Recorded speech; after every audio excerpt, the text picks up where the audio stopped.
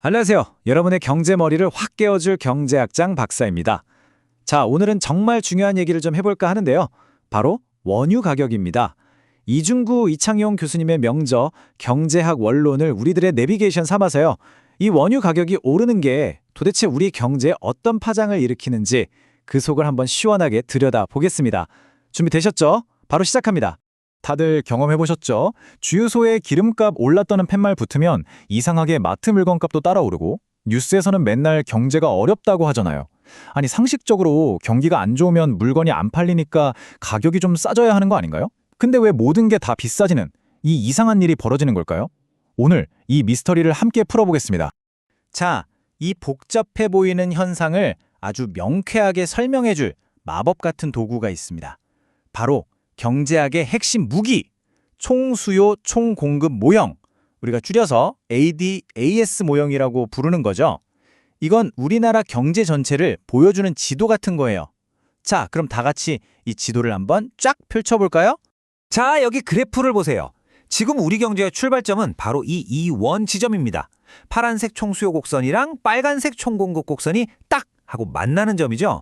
이 상태에서는 물가, 즉 P1도 안정적이고 국민소득 Y1도 아주 적절한 수준이에요. 한마디로 모든 게 평화로운 아주 이상적인 상태라고 할 수 있습니다. 네. 아주 좋은 질문이에요.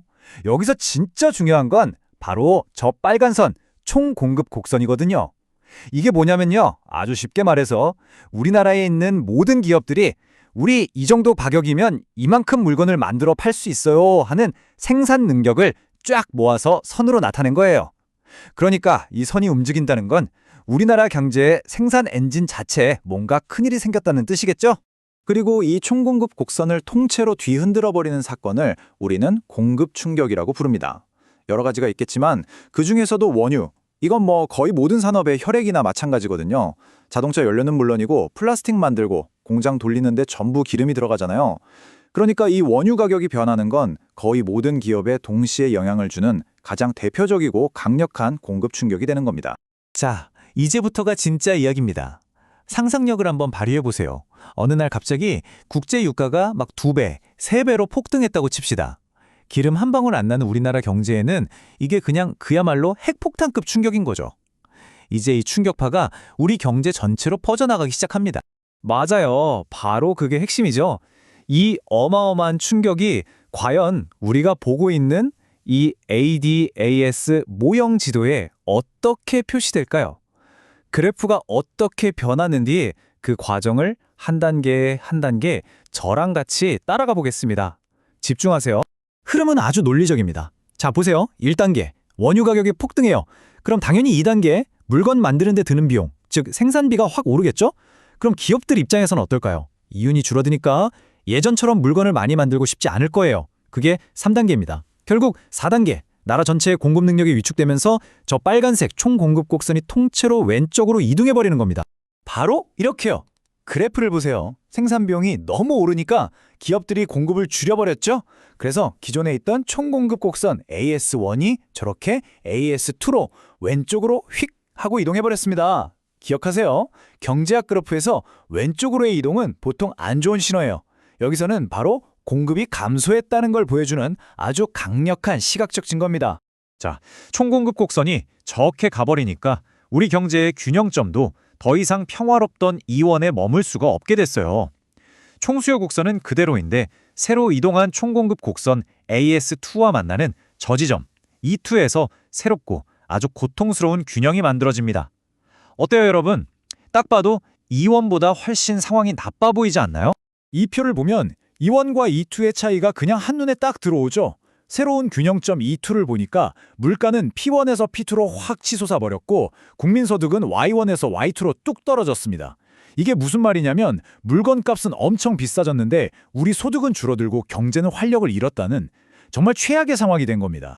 이렇게 경기는 꽁꽁 얼어붙는데 물가만 막 혼자서 날뛰는 이 기가 막힌 조합. 경제학자들은 이 정말 고통스러운 상황에 아주 특별한 이름을 붙여줬습니다. 아마 뉴스 같은 데서 한 번쯤은 들어보셨을 거예요. 바로 스태그플레이션입니다. 경기 침체를 뜻하는 스태그네이션과 물가 상승을 뜻하는 인플레이션을 합친 말이죠. 말 그대로 경제 성장은 멈춰버렸는데 스태그, 물가만 오른다. inflation는 뜻이에요. 정말 이름부터가 끔찍하지 않나요?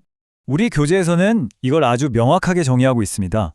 국민소득이 줄어들고 실업이 늘어나는 동시에 물가가 올라가는 현상, 바로 이게 스태그플레이션이라는 거죠. 그리고 유가 폭등 같은 공급 측의 충격이 바로 이 끔찍한 스태그플레이션을 불러오는 가장 대표적인 범인인 셈입니다. 자, 그럼 지금까지의 이 연쇄 반응을 한 번에 쫙 정리해 볼까요? 원유 가격이 오르니까 생산 비용이 오르고 그래서 총 공급이 줄어드니까 곡선이 왼쪽으로 이동. 그 최종 결과는 물가는 오르고 소득은 줄어드는 바로 스태그플레이션이 닥친다. 이제 모든 퍼즐 조각이 딱 맞춰졌죠. 이제 우리가 맨 처음에 던졌던 질문, 아니 왜 기름값이 오르면 경기는 나빠지는데 물건값은 오르는 거야?에 대한 답이 명확해졌습니다. 정답은 바로 총 공급의 감소 때문이었던 거죠.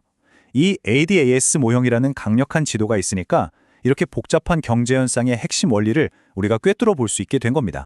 자, 오늘 분석은 여기까지입니다. 하지만 정말 중요한 고민거리를 하나 남겨두고 갈게요. 한번 생각해 보세요. 경기가 나쁘니까 돈을 풀어서 살려야 할까요? 아니면 물가가 너무 오르니까 돈을 묶어서 잡아야 할까요? 이 두 가지를 동시에 해결해야 하는 게 스태그플레이션입니다. 만약 여러분이 정책 결정자라면 이 진퇴양난의 상황에서 어떤 선택을 하시겠습니까? 이 깊은 딜레마를 한번 고민해 보시면서 저희는 다음 시간에 더 흥미로운 주제로 다시 찾아뵙겠습니다.